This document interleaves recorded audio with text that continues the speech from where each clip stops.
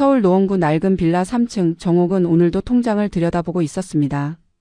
76년을 살아오며 악착같이 모아온 3억 2천만 원. 젊은 시절 새벽부터 밤까지 식당 설거지를 하며 남편 없이 혼자 아들 하나 키우느라 손에 물이 마를 날이 없었던 그 세월의 결정체였습니다.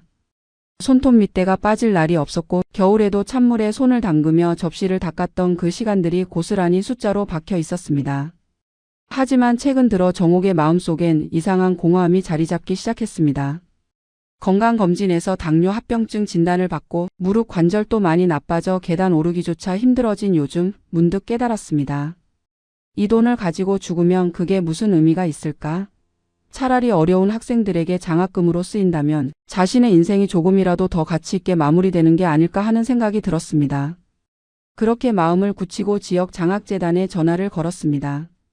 담당자는 정옥의 결정에 깊은 감사를 표하며 기부 절차를 차근차근 안내해 주었습니다. 정옥은 그날 밤 처음으로 오랜만에 편안한 잠을 잤습니다. 뭔가 인생의 큰 숙제를 해결한 듯한 후련함이 온몸을 감쌌습니다. 하지만 그 평화는 단 사흘도 가지 못했습니다. 어느 오후 정옥이 화장실에서 나오는데 거실에서 며느리 윤희의 전화 목소리가 들렸습니다. 윤희는 친구인지 누군가와 통화 중이었는데 정옥이 복도에 서 있는 줄도 모르고 거침없이 말을 쏟아냈습니다. 어머니가 얼마나 더 사시겠어요. 솔직히 이제 돈 쓸 일도 없으실 텐데 우리가 관리해야죠. 시어머니 통장 비밀번호만 알면 나중에 편할 텐데 요양원 보낼 것도 아니고 집에서 모실 건데 미리 알아둬야 하지 않겠어요? 그 말들이 정옥의 귓속으로 비수처럼 꽂혔습니다. 정옥은 그 자리에서 굳어버렸습니다. 숨소리조차 내지 못한 채 벽에 등을 기대고 서 있었습니다. 며느리의 목소리는 계속 이어졌습니다. 3억 정도는 있을 것 같다는 둥. 그 돈이면 민재 학자금 대출 갚고 전세자금 마련하고도 남는다는 둥. 시어머니가 아무것도 모르시니 차라리 다행이라는 둥. 정옥의 손은 부들부들 떨렸습니다. 평생 자식처럼 생각하고 아껴왔던 며느리가 자신이 죽기만을 기다리며 돈 계산을 하고 있었다는 사실이 믿기지 않았습니다. 통화가 끝나고 며느리가 돌아서자 정옥과 눈이 마주쳤습니다. 윤희는 순간 얼굴이 하얗게 질렸지만 이내 애써 웃으며 시어머니께 물 한 잔 드릴까요 하고 태연하게 굴었습니다. 하지만 정옥은 이미 모든 걸 들어버렸습니다. 그 순간부터 정옥의 가슴 속엔 차가운 돌덩이 하나가 박혀버렸습니다. 자신이 평생 아껴온 가족이라는 것이 사실은 돈으로 연결된 이해관계에 불과했다는 씁쓸한 진실을 마주한 것입니다. 그날 밤 정옥은 잠을 이루지 못했습니다. 천장을 바라보며 수없이 뒤척였습니다. 아들 성민이에게 전화를 걸까 하다가도 결국 아들도 아내 편일 거라는 생각에 손이 떨어지지 않았습니다. 평생 아들을 위해 희생했지만 아들은 이제 며느리와 한 가족이 되어버렸습니다. 정옥은 그제야 깨달았습니다. 노인은 결국 혼자라는 것을. 가족이라는 이름 아래 모두가 모여있지만 결국 돈이 끊어지면 그 관계도 끊어진다는 냉혹한 현실을 말입니다. 정옥은 이를 악물었습니다. 그래, 내 돈은 내가 원하는 곳에 쓴다. 아무도 내 인생의 마지막을 좌우하지 못한다. 그렇게 기부 결심은 더욱 단단해졌습니다. 하지만 정옥은 몰랐습니다. 이 결정이 앞으로 얼마나 끔찍한 가족 전쟁의 서막이 될지를. 정옥에게는 대학생 손주 민재가 있었습니다. 22살 대학교 3학년에 재학 중인 민재는 어릴 때부터 할머니를 잘 따랐습니다. 명절 때도 꼭 할머니 옆에 앉아 밥을 먹었고 할머니가 허리 아프다고 하면 안마를 해주곤 했습니다. 정옥에게 민재는 세상에서 가장 사랑스러운 존재였고 유일하게 마음을 터놓을 수 있는 가족이었습니다. 하지만 며느리의 전화를 엿듣고 난 그 주부터 민재의 행동이 이상하게 변하기 시작했습니다. 평소에는 한 달에 한두 번 정도 들르던 민재가 갑자기 일주일에 서너 번씩 할머니 집에 나타나기 시작한 것입니다. 처음엔 정옥도 반가웠습니다. 손주가 할머니를 자주 찾아온다는 게 얼마나 고마운 일인가요? 하지만 뭔가 석연치 않았습니다. 민재는 올 때마다 이상한 질문을 던졌습니다. 할머니 요즘 건강은 어때요? 병원은 자주 다니세요? 돈 관리는 혼자서 다 하세요? 이런 질문들이 처음엔 손주의 걱정으로 들렸지만 점점 빈도가 잦아지면서 정옥은 불편함을 느끼기 시작했습니다. 그러던 어느 날 결정적인 사건이 일어났습니다. 정옥이 주문한 건강보조제 택배가 도착했는데 초인종이 울리자마자 민재가 벌떡 일어나 현관으로 달려간 것입니다. 할머니 제가 받을게요. 위험할 수도 있으니까 제가 먼저 확인할게요. 민재는 택배 상자를 들고 와서는 정옥이 뜯기도 전에 자기가 먼저 칼로 뜯어내기 시작했습니다. 정옥은 처음엔 손주가 귀엽게 느껴져 그냥 웃으며 지켜봤습니다. 하지만 민재의 행동은 거기서 끝나지 않았습니다. 상자를 열어 건강보조제를 꺼낸 민재는 그 안에 들어있던 영수증을 꼼꼼히 살피기 시작했습니다. 가격을 확인하고 결제 수단을 확인하고 심지어 포장지까지 뒤적이며 혹시 다른 서류가 없는지 살폈습니다. 정옥은 그 모습이 묘하게 불편했습니다. 왜 손주가 할머니의 택배 영수증까지 그렇게 자세히 보는 걸까요? 할머니 이거 되게 비싸네요. 한 병에 15만 원이나 하네. 요즘 이런 거 자주 사세요? 민재의 물음에는 단순한 궁금증이 아닌 뭔가 계산하는 듯한 뉘앙스가 깔려 있었습니다. 정옥은 그냥 건강 챙기려고 산 거라고 대답했지만 마음 한편이 불편했습니다. 그 뒤로도 택배가 올 때마다 민재는 기다렸다는 듯이 달려가 뜯어냈습니다. 할머니 힘드실까봐 제가 대신 할게요. 요즘 택배 사기도 많다던데 확인하는 게 좋아요. 그럴듯한 핑계를 대며 정옥의 택배는 모두 민재의 손을 거쳐갔습니다. 그러던 어느 날 정옥은 결정적인 장면을 목격했습니다. 민재가 택배 영수증을 주머니에 몰래 넣는 순간을 본 것입니다. 정옥이 화장실에 갔다 오는 사이 민재는 영수증 뒷면에 뭔가를 적고 있었습니다. 자세히 보니 날짜와 금액을 적어두는 것 같았습니다. 정옥은 숨을 죽이고 그 모습을 지켜봤습니다. 민재는 영수증을 접어 지갑에 넣더니 할머니가 오는 소리를 듣고는 재빨리 태어난 척 휴대폰을 만지작거렸습니다. 그 순간 정옥은 확신했습니다. 민재는 할머니의 소비 패턴을 기록하고 있었습니다. 할머니가 얼마나 돈을 쓰는지, 통장에 얼마나 돈이 남았을지 추정하기 위해서. 정옥의 가슴이 철렁 내려앉았습니다. 세상에서 가장 순수하고 착하다고 믿었던 손주가 할머니의 재산을 감시하고 있었다니. 정옥은 그날 밤 또다시 잠을 이루지 못했습니다. 베개를 적시며 울었습니다. 이게 가족인가? 내가 평생 사랑했던 사람들이 결국 내 돈만 바라보고 있었던 건가? 민재에 대한 배신감은 며느리보다 더 컸습니다. 며느리는 어차피 남이지만 민재는 정옥의 피를 나눈 혈육이었으니까요. 하지만 이제 정옥은 알았습니다. 혈육도 사랑도 결국 돈 앞에서는 아무런 의미가 없다는 것을. 정옥은 이를 악물었습니다. 절대 이들에게 휘둘리지 않겠다고. 기부는 반드시 실행하겠다고. 그리고 이 집안 사람들이 자신을 어떻게 생각하는지 끝까지 지켜보겠다고 다짐했습니다. 민재의 이상한 행동이 계속되던 어느 주말 아들 성민이 부부가 함께 정옥의 집에 찾아왔습니다. 명절도 아닌데 부부가 함께 오는 건 흔한 일이 아니었습니다. 정옥은 속으로 불길한 예감이 들었지만 애써 반갑게 맞이했습니다. 밥은 먹었냐, 힘든 일은 없냐, 평범한 대화가 오갔습니다. 하지만 식사 후 차를 마시며 분위기가 묘하게 바뀌기 시작했습니다. 성민이 조심스럽게 운을 뗐습니다. 엄마, 요즘 건강은 어떠세요? 병원비는 많이 드나요? 정옥은 괜찮다고 대답했습니다. 하지만 성민의 질문은 거기서 끝나지 않았습니다. 그러면서 슬쩍 본론으로 들어갔습니다. 엄마, 솔직히 말씀드려도 될까요? 요즘 저희도 형편이 안 좋아서요. 민재 대학 등록금에 전세자금 대출 이자에 솔직히 매달 허덕이고 있어요. 정옥은 아무 말 없이 차만 마셨습니다. 성민의 말은 계속 이어졌습니다. 엄마가 평생 모으신 돈, 나중에는 결국 저희가 정리해야 할 텐데 미리 얘기해 주시면 계획 세우기가 편할 것 같아서요. 그 말에 정옥은 찻잔을 내려놓았습니다. 무슨 돈 얘기냐고 물었습니다. 성민은 당황한 듯 말을 얼버무렸지만 옆에 있던 며느리 윤희가 더 직설적으로 나섰습니다. 어머니, 저희가 이상한 얘기 하는 거 아니에요. 그냥 나중을 위해서 미리 정리하면 좋잖아요. 상속세도 있고 그런 것들 알아둬야 하니까요. 윤희의 말투에는 더 이상 조심스러움이 없었습니다. 오히려 당연하다는 듯한 뉘앙스가 깔려 있었습니다. 정옥은 그제야 확신했습니다. 이들은 이미 자신의 죽음 이후를 계획하고 있었습니다. 장례식장이 아니라 통장 정리와 부동산 매각을 말입니다. 정옥은 아무 대답도 하지 않았습니다. 그저 조용히 앉아 두 사람을 바라만 봤습니다. 성민은 어머니의 침묵이 불편했는지 말을 이어갔습니다. 엄마, 오해하지 마세요. 저희가 욕심내는 거 아니에요. 그냥 엄마 재산이니까 당연히 저희한테 오는 게 맞잖아요.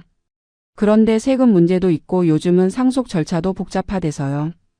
미리 증여 형식으로 넘기면 세금도 절약되고 좋다던데. 그 말을 듣는 순간 정옥은 온몸에 소름이 돋았습니다.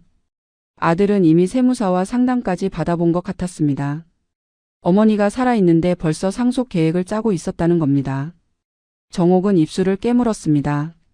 평생 이 아들을 위해 모든 걸 바쳤는데 아들은 지금 어머니를 하나의 자산 정도로 취급하고 있었습니다. 며느리 윤희는 더 노골적이었습니다. 어머니 솔직히 말씀드릴게요. 어머니 연세가 이제 76이시잖아요. 요즘 몸도 안 좋으시고 당뇨에 관절염까지 있으시니까 앞으로 병원비도 많이 들 거예요. 그런데 그 돈 다 병원에 쓰시면 나중에 남는 게 없잖아요. 차라리 지금 저희한테 넘겨주시면 저희가 잘 관리해서 어머니 병원비도 대드리고 나중에 요양원 비용도 마련하고 그럴 수 있어요. 윤희의 논리는 그럴듯했지만 그 속내는 너무나 뻔했습니다. 어머니의 돈을 빨리 손에 넣고 싶다는 것. 병원비며 요양원 비용은 핑계일 뿐 실제로는 자기네 빚 갚고 집 사는 데 쓰려는 속셈이었습니다. 정옥은 더 이상 참을 수 없었습니다. 조용히 일어서서 두 사람을 바라보며 말했습니다. 너희들 나 죽기만 기다리고 있구나. 그 한마디에 거실이 얼어붙었습니다. 성민은 황급히 아니라고 부인했습니다. 엄마 무슨 그런 말씀을 하세요. 저희가 엄마 걱정돼서 그러는 거예요. 하지만 정옥은 더 이상 속지 않았습니다. 걱정은 무슨 돈 걱정이지.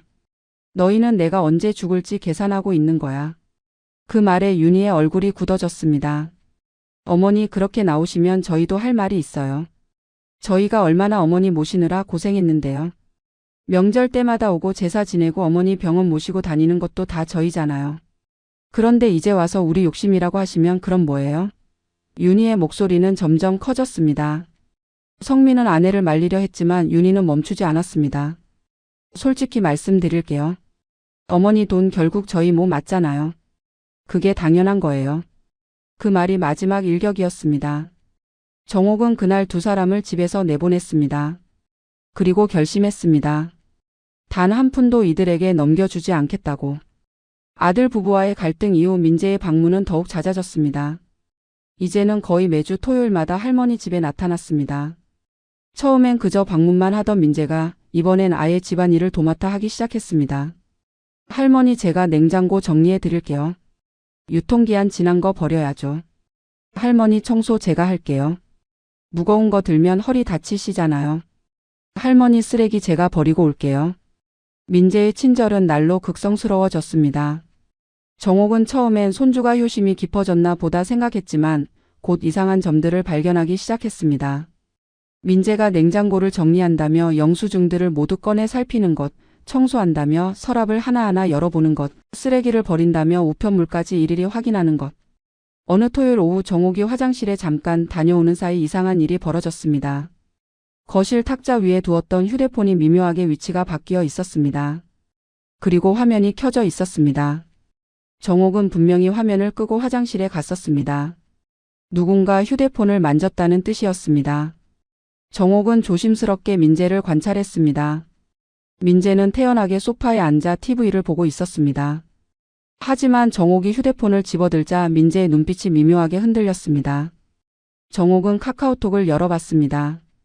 대화 목록이 평소와 달랐습니다. 장학재단 담당자와의 대화가 맨 위로 올라와 있었습니다. 분명히 아침에 확인했을 땐 중간쯤 있었는데 말입니다. 누군가 그 대화를 열어본 것입니다. 정옥의 등에 식은땀이 흘렀습니다. 다음 주에도 같은 일이 반복됐습니다. 정옥이 잠깐 자리를 비우면 돌아왔을 때 휴대폰 위치가 미묘하게 달라져 있었습니다. 한 번은 카카오톡 알림이 와서 화면을 켜보니 최근 본 대화방에 은행 앱 알림 대화가 열려 있었습니다. 정옥은 분명히 그 대화를 열어본 적이 없었습니다. 이제 확실했습니다. 민재가 할머니의 휴대폰을 몰래 확인하고 있었습니다. 정옥은 시험을 해보기로 했습니다. 일부러 휴대폰에 비밀번호를 걸지 않고 카카오톡 알림을 켜둔 채 화장실에 갔습니다. 그리고 화장실 문을 살짝 열어두고 거울을 통해 거실을 지켜봤습니다. 과연 민재는 할머니가 화장실에 들어가자마자 재빨리 휴대폰을 집어들었습니다. 화면을 쓸어내리며 카카오톡 대화를 확인하고 은행 앱 알림을 눌러보고 심지어 갤러리까지 확인했습니다. 모든 동작이 빠르고 익숙했습니다. 마치 여러 번 해본 것처럼. 정옥은 심장이 쿵쾅거렸습니다. 화가 치밀어 올랐지만 애써 참았습니다. 일단 증거를 더 모아야 했습니다. 정옥은 화장실에서 나와 아무렇지 않은 척 민재에게 물었습니다. 민재야, 할머니 휴대폰 만졌니?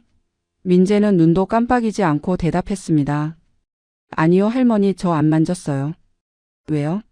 그 태연한 거짓말에 정옥은 더욱 마음이 무너졌습니다. 손주는 할머니에게 거짓말을 하는 것조차 망설이지 않았습니다. 정옥은 그날 밤 휴대폰에 잠금 비밀번호를 걸었습니다. 그리고 민재에게는 요즘 스팸 전화가 많아서 비밀번호를 걸었다고 둘러댔습니다. 민재는 아쉬운 듯 고개를 끄덕였습니다. 하지만 그 다음 주부터 민재의 질문 공세가 시작됐습니다. 할머니, 요즘 어디 돈 쓰실 때 있어요? 할머니, 혹시 큰 병원 가실 계획 있어요? 할머니, 보험 같은 거 들어두셨어요? 질문은 점점 더 구체적이고 노골적으로 변했습니다. 정옥은 대답을 피했지만 민재는 포기하지 않았습니다. 심지어 한 번은 할머니가 깜빡 잠이 들었을 때 민재가 할머니 방에 몰래 들어가 서랍을 뒤지는 소리가 들렸습니다. 정옥은 잠든 척하며 귀를 기울였습니다. 서랍이 열리는 소리, 종이 넘기는 소리, 뭔가를 찍는 듯한 카메라 셔터 소리까지. 민재는 할머니의 통장과 각종 서류들을 몰래 사진으로 찍고 있었습니다. 정옥은 그 순간 깨달았습니다. 민재는 단순히 궁금해하는 게 아니라 체계적으로 할머니의 재산을 조사하고 있었습니다. 아마도 부모의 지시를 받았거나 아니면 스스로 욕심이 생긴 것일 겁니다. 정옥은 눈물이 났지만 꾹 참았습니다. 이제 민재마저 믿을 수 없게 됐습니다. 세상에서 가장 사랑했던 손주가 할머니를 감시하고 거짓말하고 몰래 침입하고 있었습니다. 정옥은 그날 결심했습니다. 더 이상 이 집에 민재를 들이지 않겠다고. 하지만 그 결심을 실행하기도 전에 더 큰 사건이 터지고 말았습니다. 어느 화요일 오후 정옥은 장학재단 담당자와 통화를 하고 있었습니다.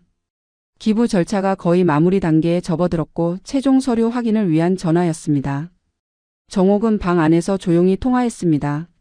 네, 3억 2천만 원 전에 기부하는 걸로 확정하겠습니다. 서류는 언제쯤 받을 수 있나요?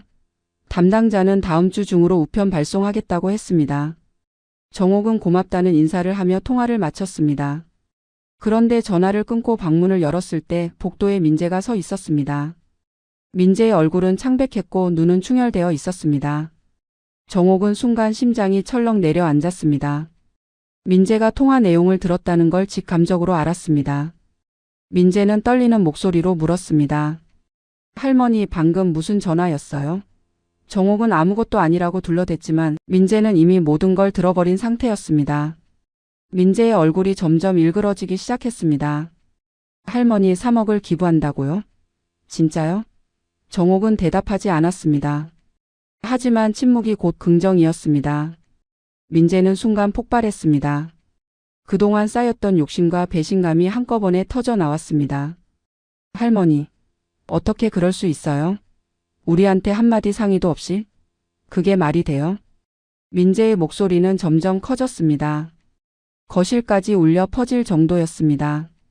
정옥은 조용히 거실로 나가 앉으며 민재를 바라봤습니다. 민재는 계속 소리를 질렀습니다. 3억이면 제 대학 학자금 대출 1,000만 원 다 갚고도 남아요. 아빠 전세자금 대출 이자도 안 갚아도 되고요. 그런데 그걸 남한테 준다고요? 가족도 아닌 남한테요? 민재의 말에는 이제 할머니에 대한 존중도 예의도 없었습니다. 그저 돈을 빼앗겼다는 분노만이 가득했습니다. 정옥은 차분하게 입을 열었습니다.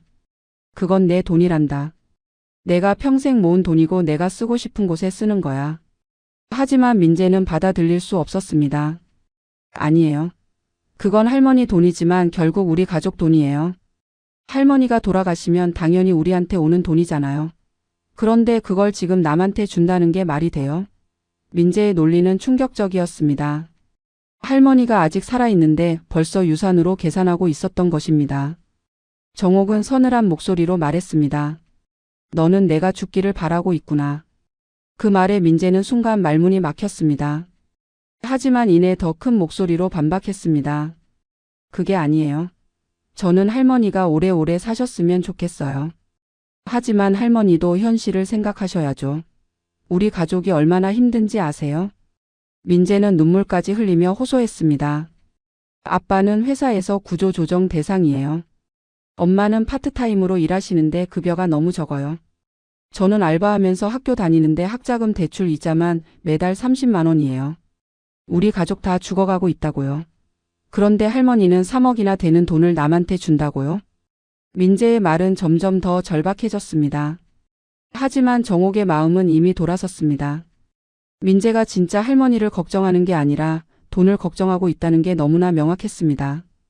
정옥은 냉정하게 말했습니다. 내 학자금 대출은 내가 갚아야 하는 거란다. 아빠 전세 자금도 아빠가 해결할 문제고. 나는 너희를 위해 평생을 살았어. 이제 내 남은 인생만큼은 내 뜻대로 살 거야. 그 말에 민재는 완전히 이성을 잃었습니다. 민재는 거실을 돌아다니며 소리를 질렀습니다. 할머니는 우리 가족이 어떻게 되든 상관없다는 거죠? 할머니한테 우리는 남이에요. 진짜 그렇게 생각하세요? 정옥은 대답하지 않았습니다. 민재는 더욱 흥분해서 계속 말을 쏟아냈습니다. 제가 그동안 얼마나 할머니 모셨는데요. 매주 와서 청소하고 심부름하고 말벗대어 드리고. 그게 다 뭐예요? 결국 할머니는 우리를 버리는 거잖아요.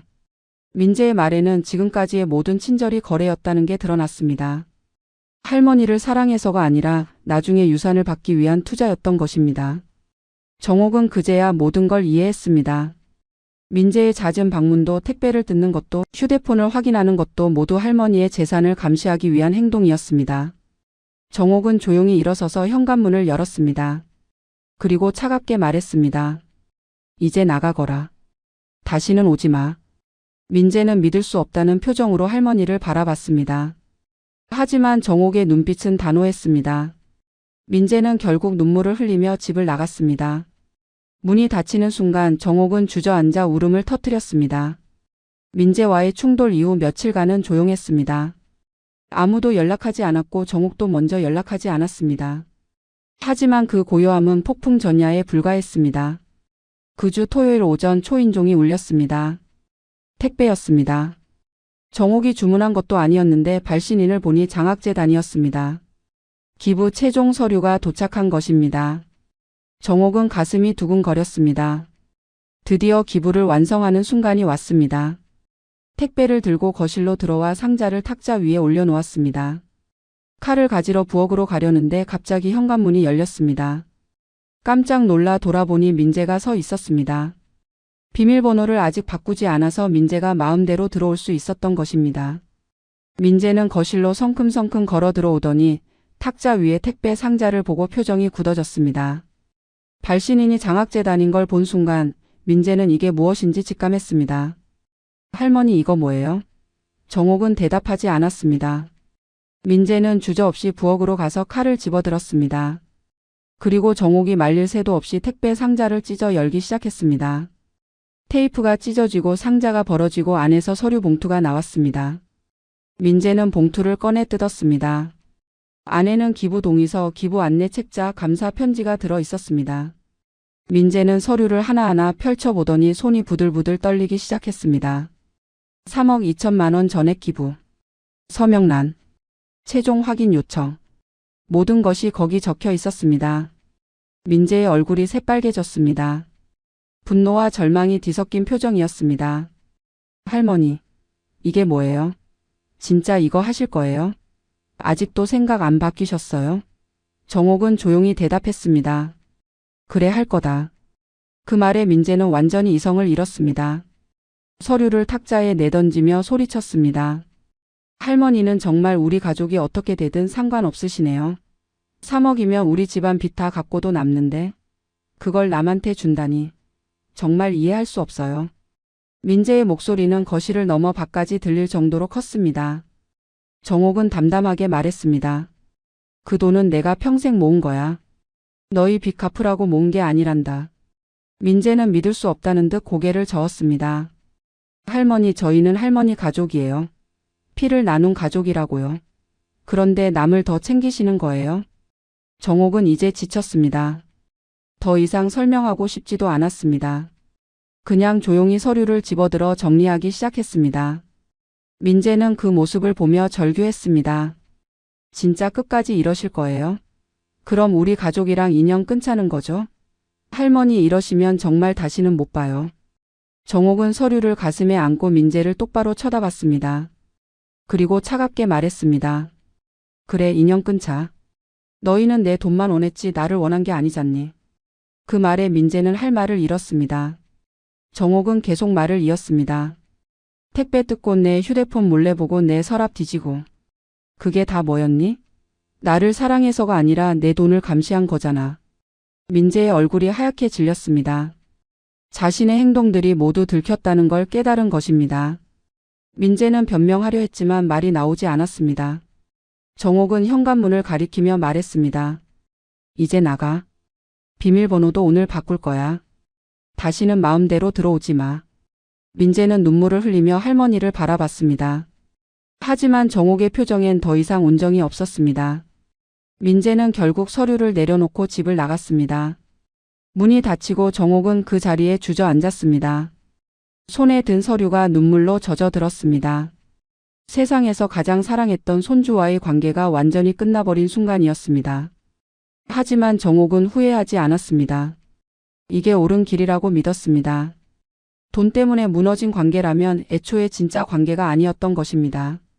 정옥은 서류를 펼쳐 서명란을 찾았습니다. 그리고 떨리는 손으로 이름을 적기 시작했습니다. 이게 자신의 마지막 자존심이었습니다. 택배 사건 다음 날 아들 성민에게서 전화가 왔습니다. 목소리가 차갑고 딱딱했습니다. 엄마, 민재한테 들었어요. 기부 서류 받으셨다면서요? 정말 끝까지 그러실 겁니까? 정옥은 그렇다고 대답했습니다. 전화 너머로 한숨 소리가 들렸습니다. 그리고 성민이 말했습니다. 그럼 오늘 저녁에 집으로 갈게요. 마지막으로 얘기 좀 합시다. 정옥은 오지 말라고 했지만 성민은 이미 전화를 끊어버렸습니다. 정옥은 불안한 마음으로 저녁을 기다렸습니다. 해가 지고 어둠이 내렸을 때 초인종이 울렸습니다. 문을 열자 아들 부부가 굳은 표정으로 서 있었습니다. 민재도 함께였습니다. 세 사람은 거실로 들어와 소파에 앉았습니다. 마치 재판정처럼 엄숙한 분위기였습니다. 성민이 먼저 입을 열었습니다. 엄마, 마지막으로 묻겠습니다. 정말 3억을 기부하실 겁니까? 정옥은 고개를 끄덕였습니다. 성민은 입술을 깨물었습니다. 그리고 며느리 윤희가 나섰습니다. 윤희의 목소리는 이제 공손함이라곤 찾아볼 수 없었습니다. 어머니, 솔직히 말씀드릴게요. 저희가 얼마나 어머니 모시느라 고생했는지 아세요? 명절 때마다 음식 장만하고 제사 지내고 병원 모시고 다니고. 그게 다 뭡니까? 어머니 재산이 있으니까 그랬던 거예요. 그런데 이제 그 돈을 남한테 준다.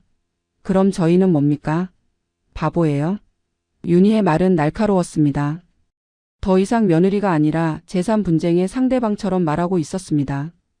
정옥은 차분하게 대답했습니다. 너희가 나를 모신 건 돈 때문이었구나. 그렇다면 이제 그럴 필요 없어. 나도 너희 신세 안 질 거야. 그 말에 윤희는 완전히 폭발했습니다. 일어서서 정옥을 내려다보며 소리쳤습니다. 좋아요. 그럼 이제 우리도 어머니 모시지 않을 거예요. 명절에도 안 오고 제사도 안 지내고 병원도 혼자 다니세요. 돈 없으면 우리도 할 게 없어요. 윤희의 말은 점점 더 극단적으로 치달았습니다. 솔직히 어머니, 우리가 그동안 참은 거 엄청 많아요. 이 좁은 집에 오는 것도 싫었고 어머니 잔소리 듣는 것도 지겨웠어요. 그래도 참았던 건 나중에 어머니 재산 생각해서였어요. 그런데 이제 그것도 없다. 그럼 우리가 왜 참아요? 윤희의 본심이 적나라하게 드러나는 순간이었습니다. 정옥은 이미 예상했던 말이었지만 직접 듣고 나니 가슴이 무너져 내렸습니다. 성민도 가세했습니다. 엄마, 제 입장도 생각해 보세요. 저도 회사에서 구조조정 대상이에요. 언제 잘릴지 모르는 상황이고요. 전세자금 대출 이자만 매달 100만 원이에요. 민재 등록금도 이번 학기가 마지막인데 그것도 대출 받아야 해요. 이런 상황에서 엄마가 3억을 남한테 준다. 솔직히 이해가 안 돼요. 성민의 목소리는 절박했습니다. 하지만 정옥에게는 그저 변명으로만 들렸습니다. 정옥은 조용히 말했습니다. 내가 힘든 건 알아. 하지만 그건 내가 해결할 문제야. 내가 평생 너를 키웠어. 대학까지 보냈고 결혼 자금도 보탰어. 이제 너는 독립한 어른이야. 내 가족은 내가 책임져야지. 내가 죽을 때까지 너희를 책임져야 하는 건 아니야. 그 말에 성민은 얼굴이 붉어졌습니다. 그럼 엄마는 우리보다 남이 더 중요하다는 거예요? 혈육보다 장학재단이 더 소중해요? 정옥은 고개를 저었습니다. 그게 아니야. 난 그저 내 인생의 마지막을 의미 있게 쓰고 싶은 거야. 너희에게 주면 빚 갚는 데 쓸 거고 그럼 그냥 사라지는 거야. 하지만 장학금으로 쓰이면 어려운 학생들이 공부할 수 있어. 그게 더 가치 있는 일 아니겠니? 성민은 비웃었습니다. 가치? 엄마 그게 무슨 소용이에요? 엄마 죽으면 아무도 기억 안 해요. 차라리 그 돈으로 우리 가족 살리는 게 낫죠. 그 말에 정옥은 확신했습니다. 아들은 이미 어머니를 잃어버렸습니다. 눈앞에 돈만 보일 뿐 어머니의 마음은 보이지 않았습니다. 윤희가 다시 나섰습니다. 어머니 마지막으로 한 번만 더 생각해 보세요. 3억 전부는 아니더라도 반이라도 우리한테 주시면 안 돼요? 1억 5천만 원만 있어도 저희 빚 다 갚고 전세 자금 마련할 수 있어요. 나머지 1억 5천만 원은 기부하시고요. 어때요? 윤희는 마치 협상하듯 말했습니다. 하지만 정옥은 단호했습니다. 안 돼. 전부 기부할 거야. 그 말에 윤희의 얼굴이 일그러졌습니다. 좋아요. 그럼 이제 정말 끝이에요. 우리 이제 남이에요. 윤희는 가방을 집어들고 일어섰습니다. 성민도 따라 일어났습니다. 그리고 마지막으로 말했습니다. 엄마 후회하실 거예요. 혼자 늙어서 병들면 그때 우리한테 연락하지 마세요. 우리도 이제 엄마 모를 거니까. 민재도 할머니를 한번 보더니 고개를 돌렸습니다. 세 사람은 그렇게 집을 나갔습니다. 문이 닫히는 순간 정옥은 완전한 고독 속에 남겨졌습니다. 가족이라는 이름의 끈이 완전히 끊어진 것입니다. 정옥은 소파에 앉아 한참을 멍하니 있었습니다. 눈물도 나오지 않았습니다. 그저 공허함만이 가슴을 채웠습니다. 평생 모은 돈, 평생 사랑했던 가족, 그 모든 것이 한순간에 무너졌습니다. 하지만 정옥은 후회하지 않았습니다. 오히려 후련했습니다. 이제 더 이상 가식적인 관계를 유지하지 않아도 되니까요. 정옥은 서류를 꺼내 다시 한번 확인했습니다. 서명란에 이미 자신의 이름이 적혀 있었습니다. 이제 이걸 우편으로 보내기만 하면 모든 게 끝납니다. 정옥은 봉투에 서류를 넣고 풀칠을 했습니다. 그리고 가슴에 꼭 안았습니다. 이게 자신의 마지막 승리였습니다. 가족과의 결별 다음 날 정옥은 더 이상 망설이지 않았습니다. 아침 일찍 일어나 해야 할 일들을 메모했습니다. 첫째, 현관 비밀번호 변경. 둘째, 주소지 변경. 셋째, 우편물 사서함 신청. 넷째, 통장 정리. 다섯째, 연락처 차단. 정옥은 하나하나 실행에 옮기기 시작했습니다. 먼저 현관 비밀번호를 바꿨습니다. 민재가 마음대로 들어올 수 없게 하기 위해서였습니다. 새 비밀번호는 아무도 모르는 숫자 조합으로 설정했습니다. 그 다음 주민센터에 전화를 걸어 우편물 사서함을 신청했습니다. 앞으로 모든 우편물은 사서함으로 받기로 했습니다. 집 주소로 오는 우편물을 가족들이 가로챌 수 없게 하기 위해서였습니다. 오후에는 은행에 방문했습니다. 통장 4개를 모두 해지하고 하나로 합쳤습니다. 그리고 인터넷 뱅킹과 모바일 뱅킹을 모두 새로 설정했습니다. 비밀번호도 전부 바꿨습니다. 은행 직원이 물었습니다. 어머님 혹시 무슨 일 있으세요? 갑자기 통장을 다 정리하시고 비밀번호를 바꾸시는 게 걱정돼서요. 정옥은 괜찮다고 웃으며 대답했습니다. 그냥 정리 좀 하려고요. 하지만 마음속으로는 씁쓸했습니다. 가족 때문에 이런 일까지 해야 한다는 게 슬펐습니다. 은행 업무를 마치고 집으로 돌아온 정옥은 휴대폰을 꺼내 연락처를 정리하기 시작했습니다. 아들 성민, 며느리 윤희, 손주 민재. 세 사람의 번호를 모두 차단했습니다. 카카오톡도 차단했습니다. 이제 이들이 연락할 방법은 없었습니다. 정옥은 한숨을 쉬며 휴대폰을 내려놓았습니다. 이게 맞는 길일까? 순간 의심이 들었지만 곧 고개를 저었습니다. 이미 돌아갈 수 없는 강을 건넜습니다. 이제 앞으로만 가야 했습니다. 저녁 무렵 정옥은 장학재단에 전화를 걸었습니다. 서류를 우편으로 발송했다고 알렸습니다. 담당자는 고맙다며 곧 기부식을 준비하겠다고 했습니다. 지역 신문과 복지관에서도 참석하고 싶어 한다는 말도 덧붙였습니다. 정옥은 그렇게 하라고 대답했습니다. 이왕 하는 거 제대로 하고 싶었습니다. 자신의 결정을 세상에 알리고 싶었습니다. 어쩌면 가족들이 그 소식을 듣고 후회할지도 모른다는 생각도 들었습니다. 하지만 그건 중요하지 않았습니다. 정옥에게 중요한 건 자신의 의지를 관철하는 것이었습니다. 그날 밤 정옥은 오랜만에 편안한 잠을 잤습니다. 가족이라는 짐을 내려놓으니 마음이 한결 가벼웠습니다. 더 이상 눈치 볼 사람도 의심할 사람도 없었습니다. 혼자지만 자유로웠습니다. 다음 날 아침 정옥은 이상한 경험을 했습니다. 현관 앞에서 비밀번호를 누르는 소리가 들린 것입니다. 하지만 문은 열리지 않았습니다. 잘못된 비밀번호 소리가 계속 들렸습니다. 정옥은 문 앞으로 다가가 물었습니다. 누구세요? 밖에서 민재의 목소리가 들렸습니다. 할머니, 저예요. 민재. 문 좀 열어주세요. 정옥은 대답하지 않았습니다. 민재는 계속 문을 두드렸습니다. 할머니, 비밀번호 바꾸셨어요? 왜 안 열려요? 할머니. 하지만 정옥은 끝내 문을 열어주지 않았습니다. 민재는 한참을 두드리다가 결국 포기하고 돌아갔습니다. 정옥은 문틈으로 민재의 뒷모습을 지켜봤습니다. 계단을 내려가는 손주의 어깨가 축 처져 있었습니다. 순간 마음이 약해질 뻔했지만 정옥은 이를 악물었습니다. 이미 선택한 길입니다. 되돌릴 수 없습니다. 그 주 내내 아들 성민에게서 부재중 전화가 수십 통 걸려왔습니다. 하지만 차단되어 있어서 정옥의 휴대폰에는 아무 알림도 뜨지 않았습니다. 나중에 통신사 홈페이지에서 확인해 보니 성민이 하루에도 몇 번씩 전화를 걸었더군요. 아마도 기부 서류를 회수하려고 했을 것입니다. 하지만 이미 늦었습니다. 서류는 장학재단에 도착했고 기부는 확정됐습니다. 정옥은 이제 3억이라는 돈과 완전히 이별했습니다. 통장 잔고는 생활비로 쓸 200만 원만 남았습니다. 평생 모은 재산이 사라졌지만 정옥의 마음은 오히려 평온했습니다. 돈 때문에 가족과 싸우는 것보다 차라리 홀가분하게 사는 게 나았습니다.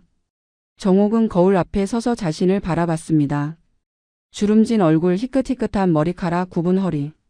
늙었지만 눈빛만큼은 또렷했습니다. 정옥은 스스로에게 말했습니다. 잘했어. 당신은 잘했어. 그리고 조용히 미소 지었습니다. 기부식이 열리는 날이 밝았습니다. 지역 복지관 강당에서 오전 11시에 시작하기로 했습니다. 정옥은 평소 입지 않던 정장을 꺼내 입었습니다. 30년 전 아들 결혼식 때 입었던 옷이었습니다. 조금 헐렁했지만 나름 품이 있어 보였습니다. 머리도 단정히 빗고 립스틱도 발랐습니다. 거울을 보니 오랜만에 생기 있는 얼굴이었습니다. 정옥은 집을 나서며 한번 돌아봤습니다. 이 집에서 30년을 살았습니다. 아들을 키우고 손주를 돌보고 혼자 늙어가던 곳이었습니다. 이제 이 집도 얼마나 더 있을지 모릅니다. 하지만 후회는 없었습니다. 정옥은 문을 잠그고 계단을 내려갔습니다. 복지관까지는 버스로 30분 거리였습니다. 정옥은 버스에 앉아 창밖을 바라봤습니다. 지나가는 거리, 사람들, 모든 게 평화로워 보였습니다. 복지관에 도착하니 이미 많은 사람들이 모여 있었습니다. 장학재단 이사장, 직원들, 지역 신문 기자, 복지관 관계자들. 모두 정옥을 반갑게 맞아 주었습니다. 정옥은 어색하게 인사를 나눴습니다. 평생 이렇게 많은 사람들 앞에 서본 적이 없었습니다. 강당 앞쪽에는 현수막이 걸려 있었습니다. 정옥 여사 3억 장학금 기부식. 큼지막한 글씨가 눈에 들어왔습니다. 정옥은 가슴이 벅차 올랐습니다. 이게 자신의 이름이 걸린 현수막이라니. 평생 누구의 엄마, 누구의 할머니로만 살았는데 오늘은 정옥 자신으로 존재하는 날이었습니다. 식이 시작됐습니다. 이사장의 감사 인사, 정옥의 기부 동기 발표, 감사패 전달. 모든 순서가 차례대로 진행됐습니다. 정옥은 떨리는 손으로 감사패를 받았습니다. 나무로 만든 패에는 정옥의 이름과 기부 내역이 새겨져 있었습니다. 정옥은 그것을 꼭 안으며 눈물을 흘렸습니다. 마지막으로 서명식이 있었습니다. 정옥은 테이블 앞에 앉아 최종 기부 동의서에 서명을 했습니다. 펜을 든 손이 떨렸지만 글씨는 또렷했습니다. 정옥. 자신의 이름을 적는 순간 모든 게 끝났다는 안도감이 밀려왔습니다. 드디어 해냈습니다. 가족의 반대를 무릅쓰고 자신의 뜻을 관철시켰습니다. 박수 소리가 터져 나왔습니다. 기자들이 사진을 찍었습니다. 정옥은 어색하게 웃으며 손을 흔들었습니다. 이렇게 많은 사람들 앞에서 주인공이 되는 기분이 낯설었지만 나쁘지 않았습니다. 오히려 뿌듯했습니다. 하지만 바로 그 순간 강당 뒤쪽 문이 벌컥 열렸습니다. 정옥은 고개를 돌렸습니다. 그곳에 민재가 서 있었습니다. 숨을 헐떡이며 땀을 뻘뻘 흘리며 달려온 듯한 모습이었습니다. 강당 안이 조용해졌습니다. 모두가 민재를 바라봤습니다. 민재는 천천히 앞으로 걸어왔습니다. 정옥은 긴장했습니다. 민재가 또 소란을 피울까봐 걱정됐습니다. 하지만 민재의 표정은 이전과 달랐습니다. 분노가 아니라 슬픔이 가득한 얼굴이었습니다. 민재는 정옥 앞까지 다가와 무릎을 꿇었습니다. 그리고 조용히 눈물을 흘리기 시작했습니다. 강당 안 사람들은 숨을 죽이고 지켜봤습니다. 민재는 떨리는 목소리로 말했습니다. 할머니 미안해요. 제가 정말 잘못했어요. 민재의 목소리는 진심으로 들렸습니다. 정옥은 말없이 손주를 내려다봤습니다. 민재는 계속 말을 이었습니다. 저는 할머니 마음도 모르고 돈만 생각했어요. 할머니가 평생 얼마나 고생하셨는지 그 돈이 얼마나 소중한지 몰랐어요. 그저 제 욕심만 생각했어요. 민재는 고개를 들어 할머니를 똑바로 바라봤습니다. 눈물 범벅인 얼굴이었습니다. 할머니 용서해 주세요. 저 정말 반성하고 있어요. 할머니가 하시는 일이 얼마나 훌륭한 일인지 이제야 깨달았어요.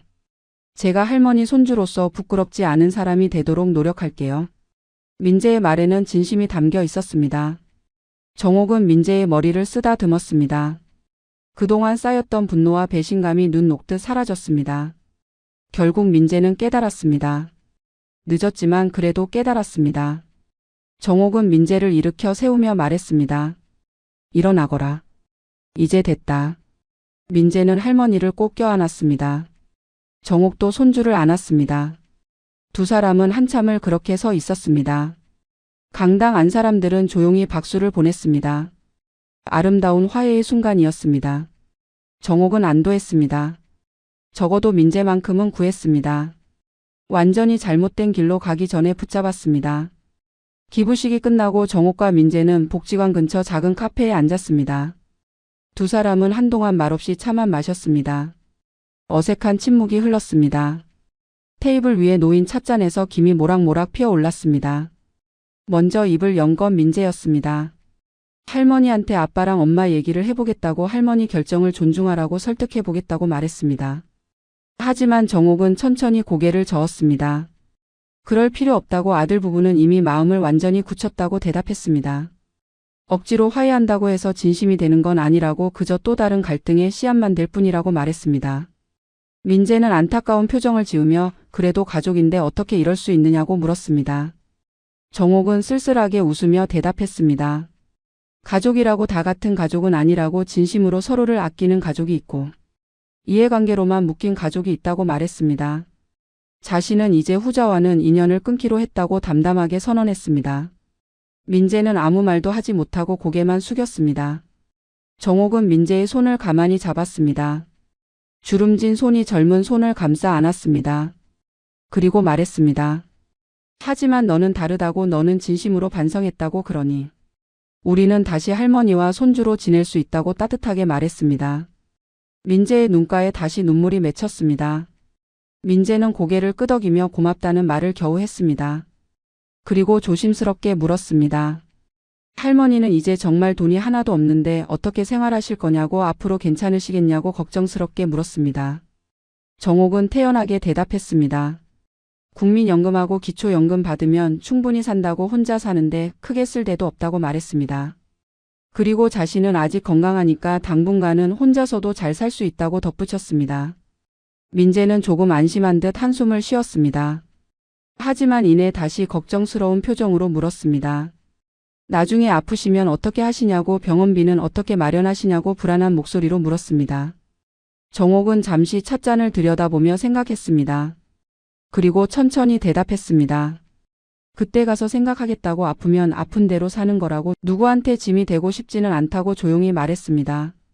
민재는 더욱 속상한 표정을 지었습니다. 눈물을 참으며 말했습니다. 할머니 자기가 돕겠다고 졸업하면 꼭 취직해서 할머니 병원비를 자기가 내겠다고 진심을 담아 약속했습니다. 정옥은 고맙다는 표정으로 손주의 머리를 쓰다듬었습니다. 그 마음만으로도 충분하다고 그렇게 말해주는 것만으로도 할머니는 행복하다고 말했습니다. 민재는 울컥했지만 눈물을 참았습니다. 두 사람은 한참을 그렇게 앉아 있었습니다. 카페 안은 조용했고 창밖으로는 가을 햇살이 따스하게 내려앉고 있었습니다. 시간이 멈춘 듯한 평화로운 순간이었습니다. 차를 다 마신 두 사람은 카페를 나와 함께 버스 정류장까지 천천히 걸었습니다. 가을 바람이 살랑살랑 불었고 길가에는 낙엽이 떨어지고 있었습니다. 정옥은 걸으면서 민재에게 마지막 당부를 했습니다. 할머니가 너한테 남긴 건 돈이 아니라고. 돈은 쓰면 없어지지만 가치관은 평생 남는다고 말했습니다. 너는 돈보다 중요한 게 뭔지 깨달았다고. 그게 할머니가 너한테 준 가장 큰 유산이라고 진지하게 이야기했습니다. 민재는 눈물을 글썽이며 고개를 끄덕였습니다. 할머니한테 말했습니다. 정말 열심히 살겠다고. 할머니가 자랑스러워 하실 만한 사람이 되겠다고 다짐했습니다. 정옥은 흐뭇하게 웃었습니다. 할머니는 너를 믿는다고. 너는 잘할 수 있는 아이라고 격려했습니다. 버스 정류장에 도착했고 마침 정옥이 탈 버스가 들어오고 있었습니다. 정옥은 버스에 올라탔습니다. 계단을 오르며 한 번 뒤를 돌아봤습니다. 민재가 정류장에 서서 손을 흔들고 있었습니다. 정옥도 창문 너머로 손을 흔들어 답했습니다. 버스가 천천히 출발했고 민재의 모습은 점점 작아지더니 결국 보이지 않게 됐습니다. 정옥은 좌석에 앉아 창밖을 바라봤습니다. 지나가는 거리, 건물들, 사람들, 모든 풍경이 새롭게 보였습니다.